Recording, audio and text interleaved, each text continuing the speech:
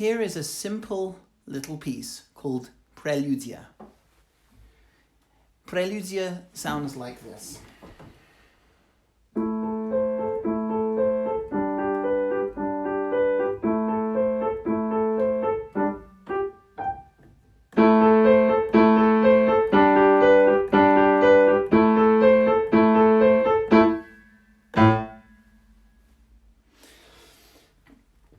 The things to keep in mind with Prelyudiya is the shifting from down one, back up to where you began, down one, up, and to memorize how many times everything happens, which is quite simple because most of the patterns happen twice in a row before there needs any shifting.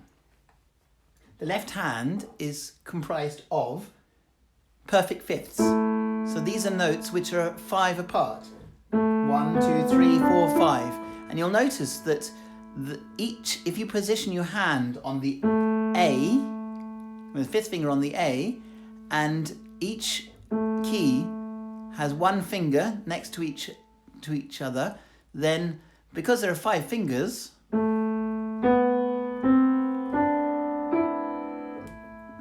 5th and the 1st finger end up on the correct keys. So when we play here, it's a 5th. So look, 1, 2, 3, 4, 5, or 5, 1, 2, 3, 4, 5. These fingers are 5 notes apart. You might think, but hang on, there are 3 notes in between. But that includes the outer notes, the fingers that are the notes that are actually being played. So this one is the first note of 5. This is the second note of 5. This is the third note of 5. This is the 4th note of 5, and this is the 5th note of 5. So this is 1 and this is 5. And that's the same wherever you go. They're all 5 apart. So the left hand is quite simple. Now I'm going to do this with my hand to make it easy for you to see which notes I'm playing. But really you should play with your hand like that and make sure that the 5th finger is curved and on the tip, not collapsing like that. That's not piano playing. It is something, but it's not piano playing. This is the best position for the 5th finger. You have to keep this very strong here, right? Imagine that someone is trying to knock it in so that it collapses like that. What are you going to do? You're going to let them knock that? No, you're going to be strong. The greatest pianist, Liszt, he's considered the greatest pianist past, present and future. He used to tell his star pupil, whose name was Tausig, that you need to have fingers of steel. So, the 5th finger, which is a finger of steel, together with the other 4 fingers, which are fingers of steel, plays on these notes. Right. So remember, I'm only doing this so you can see which notes they are. So at the moment it's A and E. Have you heard of A and E? Accident and emergency? Well, in this case, if you don't play on A and E, you might have an accident and it'll become an emergency because you'll make a mistake. So it's A and E. Right. Now, so you play twice. So 1, 2, and then you shift down 1 note. They're still a 5th apart. 1, 2. That's on G and D. Back up to the A and E. 1, 2. And then back down to the G and D and play staccato. And then there is 1 extra note, which is this one, played by the left hand. Now notice that when I was here on the G and the D, the lowest note is a G. So as you can see, there are 3 black keys here. And there's the middle black key. Just to the left of the middle black key is G. Now an octave higher, you see, there are 3 black keys. The middle black key just to the left is G. And an octave higher than that, exactly the same. You find it by thinking middle black key. you can also call these the triplets. And where there are two black keys next to each other, we can nickname them the twins. Okay? So the middle black key, just to the left, is G. So that's how we find it. When we go from this one, when it's supposed to be staccato, which means detached, but normally we play detached notes very short, like this. And then, not this G, but the G, an octave higher. Octave is 8 notes. See, this is G, but an octave higher, starting from here is the first note. 1, 2, 3, 4, 5, 6, 7, 8. Can you think of a word that has oct in it? And can you think of a reason why there is a connection between the word oct and 8? So we play this staccato one here. And then we don't play this G, but an octave higher, we play this G. Staccato. Then after that, we come back to A and E. 1, 2, 1, 2, 1, 2. And then, as an exception to the playing everything twice rule, we play staccato on the same A and E. And that's all of the left hand. Now we're going to try the right hand. The same pattern with everything happening twice. And the shifting up, down 1, up 1. Now in this case, we're going to play with fingers 2 and 4. As you know, this is 1, 2, 3, 4, and 5. 5 fingers, but we're going to use fingers 2 and 4. And remember, they have to be like fingers of steel. So, on these two notes, which are A and C. Okay, now remember, you should be playing like this. Yes? Like that. Not like this, collapsing it at the end joints. Yeah? Because if you collapse your fingers and play the piano like that, it looks a little bit like a spider that's just dragging itself out of the water. Or maybe on an ink, out of a bottle of ink. And then, of course, you know, there are some parts of the paper that are white, but then other parts that are black. And then you've got this spider crawling around limping around on the page. And we don't want that. No. We want to have maybe a spider of steel. Scary. So, on A and C. Yeah? So, we're going to play 2, 4, 2. In that order. 2, 4, 2. This is the second go. 2. And then down 1. 1. 2. 1, 2. Oh. And then, remember, this is the one where it's staccato on the G. So there's the middle black key here, just to the left of the middle black key. We play that with our right hand second finger like this. But of course, I want you to play like that with the other fingers out, not tucked in, right? But just so that you can see what the note is, we play the G here, staccato. And that's the bit where the left hand reaches over and plays the G an octave higher after that, not at the same time. We'll come to hands together in a moment. Then we're back to the beginning, like it was at the beginning, where you play 1 on A and C, 2, shift down 1, 1, 2, up 1, 1, 2, and then after that is where the left hand plays its staccato on that, and the right hand crosses over the left hand down to A. Now, which is the same when you play A and E here.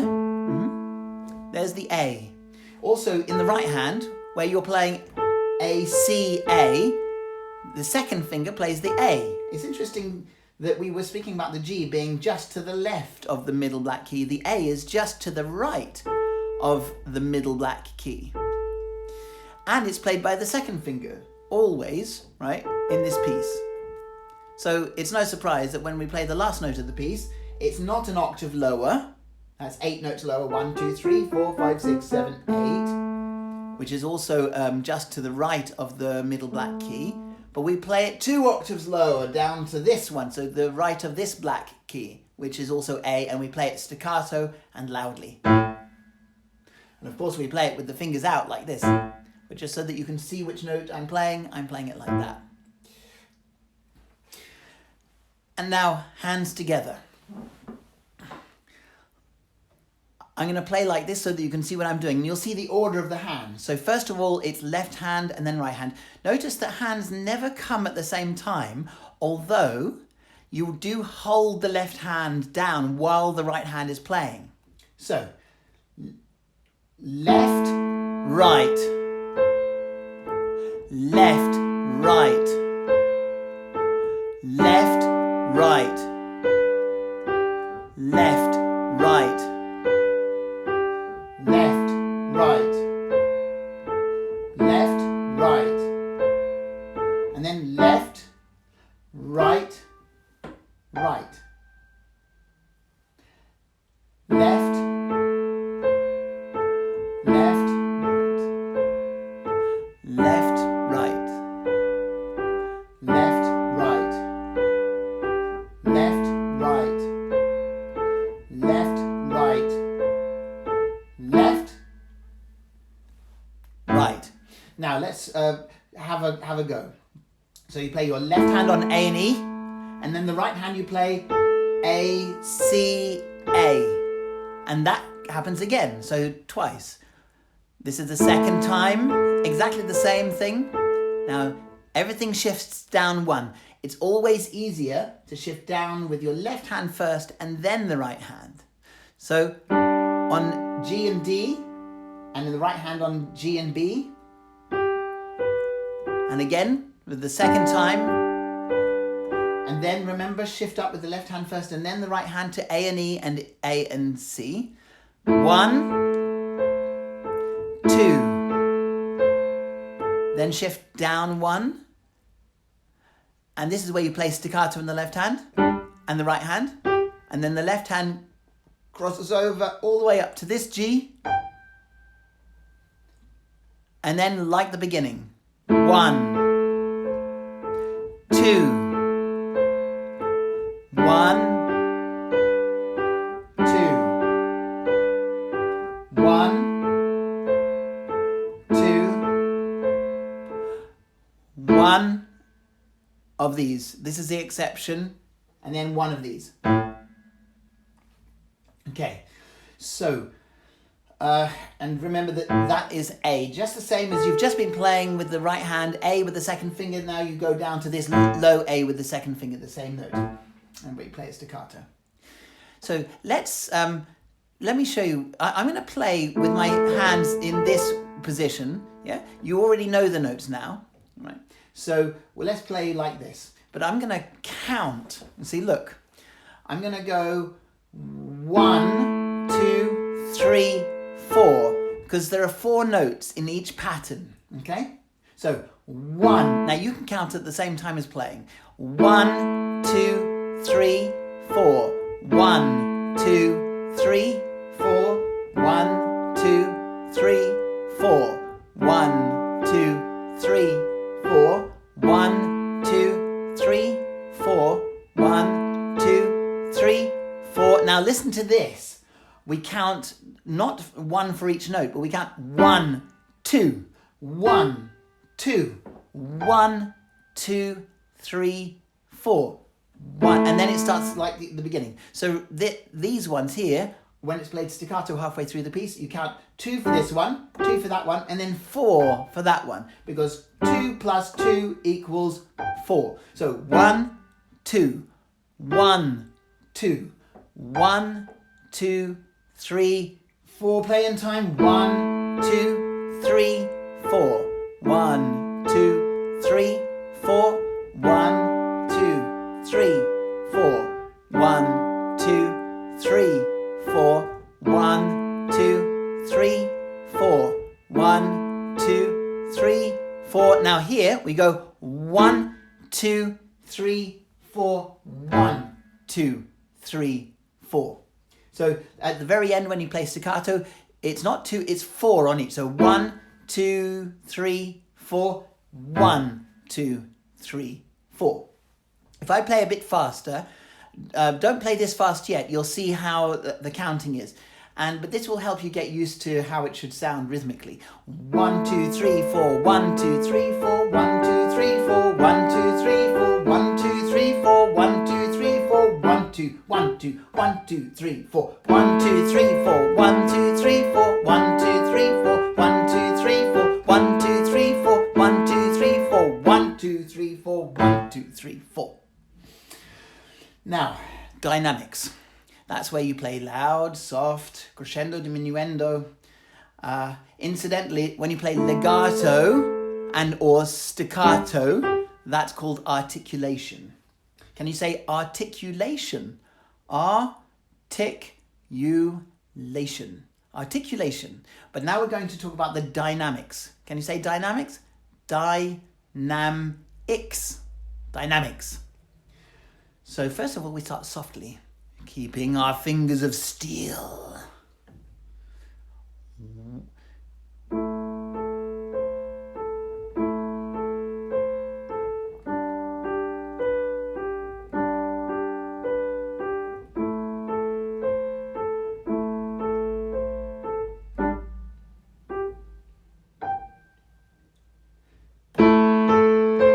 See, the second half is loud.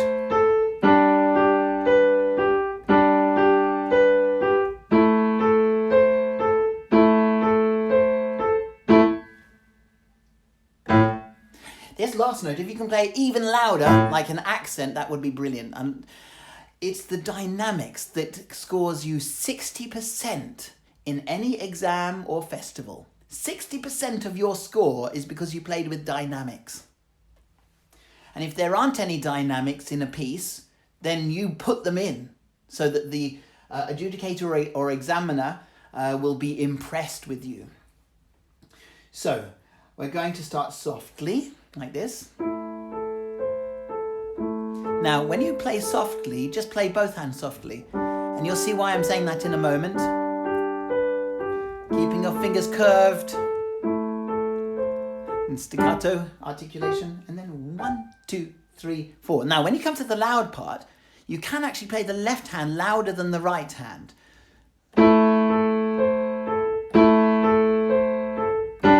So maybe you can practice this playing loud, soft, soft, soft, loud, soft, soft, soft, loud, loud, and then soft, loud, soft, loud, soft, loud, and then anyway, play this last one very loudly. Now, once you've practiced that a lot, I'm talking about 10 or 20 times with those dynamics, and in fact, everything should really be played 10 to 20 times for you to get used to it before you practice the next part or the next method. Once you're used to playing with those dynamics, now the loud part, the soft part stays. If you can play softly in the soft part, that's brilliant. The loud part, however, is slightly different because most people like playing loud and then it's very easy to play the second finger loud when you play that first note, because you're going to raise your arm and you're going to come down like that. But because the fourth finger is closer to the key, it makes it difficult to play that one loud. Because what you really want to do is play by bringing the whole arm down to make it easier to play that one loud. So, but the problem with that is that they end up being detached or staccato, but they're supposed to be legato because the composer has written legato. So, the way to train our fingers to be even more like strong fingers of, you know the word, is we play loudly here in the left hand and then softly with our second finger and then as loudly as we can, still keeping it curved on the fourth finger and then soft again on the second finger. So listen to this. Loud, soft, loud, soft. Now, if you can't make that louder, as long as you're making an effort, you're going in the correct direction. Yes? eventually it will be louder. But again, it'll probably take you playing it 20 times on day 1, 15 times on day 2, 10 times on day 3, 5 times on day 4, and probably by then you'll be able to play your 4th finger loudly enough and without collapsing the end joint. So, loud, soft, loud, soft, loud, soft, loud, soft, loud, soft, loud, soft, loud, soft, loud, soft, loud, soft, loud, soft, loud, soft, loud, soft, loud. 2, 3, 4, loud. 2, 3, 4. So you would have to practice that a lot. But that's only for when you play loudly in the second half of the piece. So what it will eventually sound like without me saying loud and soft is like this. This is the second part of the piece where it's supposed to be played loudly apart from the right hand second finger.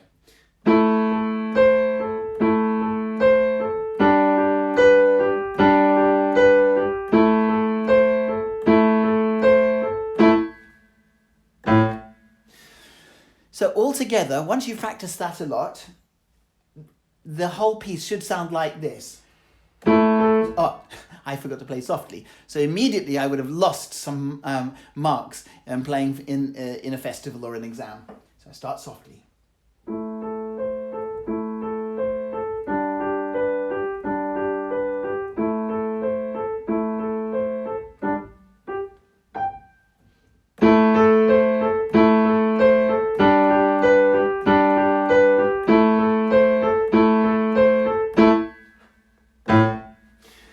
Now, you still might not be able to play the 4th finger very loudly when you do that. But don't worry, because you've been making such a big effort, it will probably sound like this. So notice that when I get to this, I'm not going to make this sound like an accent. Accent means a bit louder than the other notes. Okay? It'll just sound loud as I can play it, okay, but without an accent, and that's totally fine because I didn't actually write it with an accent. So listen.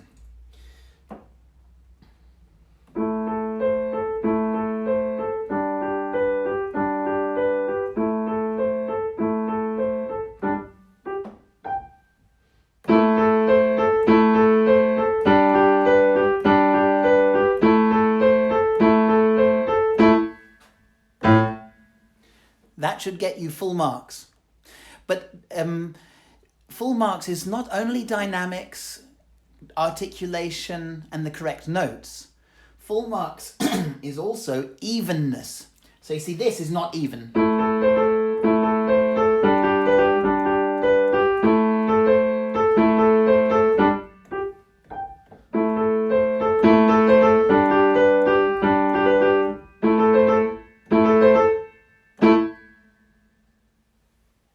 It took an age to get to that last note because I was like thinking about it too much.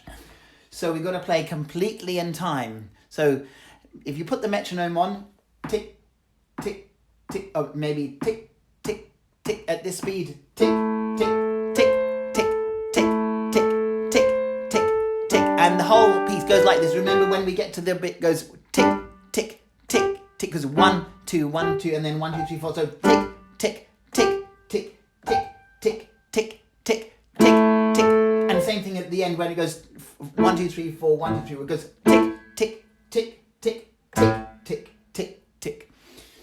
So once you can play precisely in time with the metronome, maybe you'll play it at this speed. Tick, tick, tick, tick, tick, tick, tick, tick, tick, tick, tick, tick. At that speed, maybe you can play it, maybe you'll have to play it slower. Once you can play it at that speed, go up 5 and then see if you can play it a little bit quicker. Tick, tick, tick. There will be hardly any difference.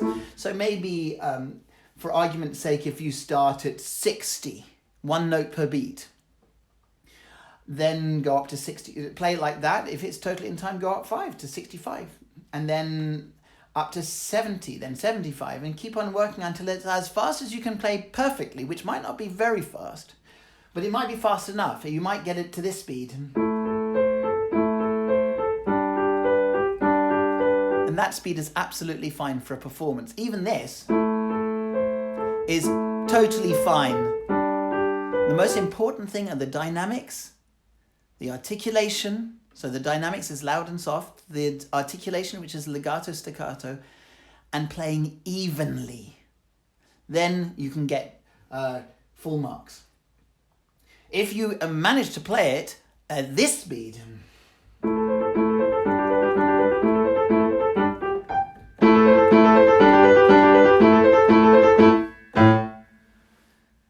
then that's fine as well. But because it'll be so fast, and it's such a short piece anyway, it might mean that your experience traveling to a festival or an exam will be like, it takes half an hour to get there and then I'm going to play for 5 seconds.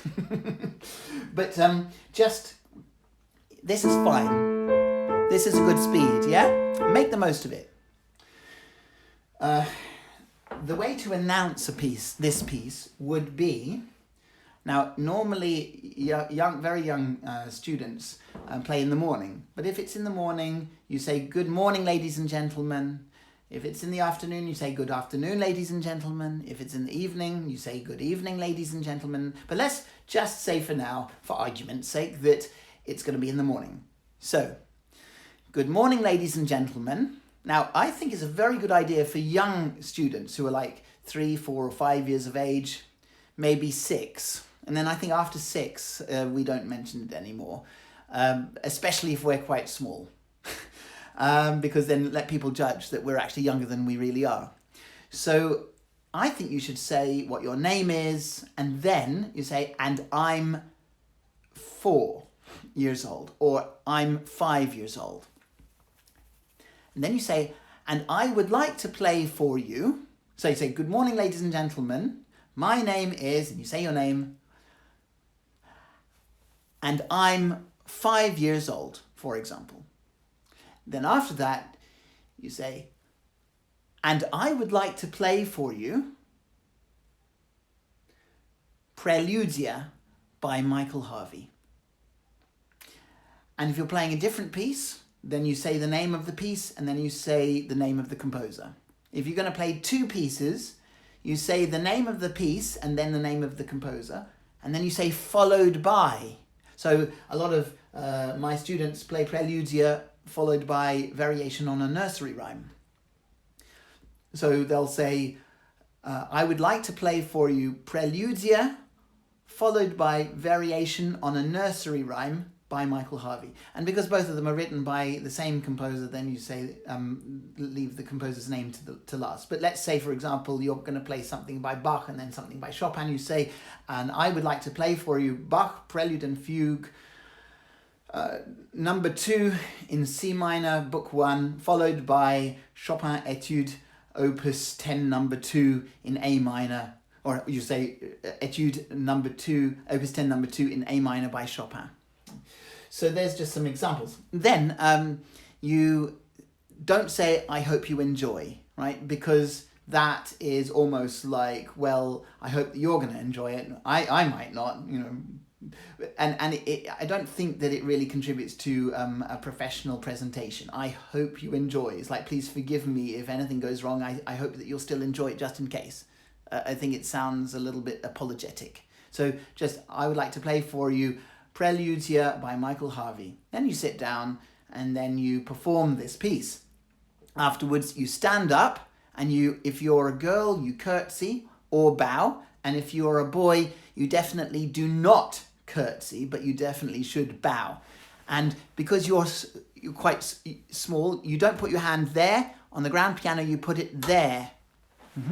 And then you put one hand there and then you fold yourself in 2. And you bow down like this. And then don't forget to smile. And then you walk off the stage and it's the next person's turn. So that was a half-hour lesson. You can listen to this many times, watch this, study it. Every time you think there's something that I've mentioned that needs to be practiced, pause the video and practice it for 5 or 10 minutes until you think you've mastered it. Then unpause the video and move on to the next point. And that's how to learn from online tutorials. I look forward to hearing your recordings.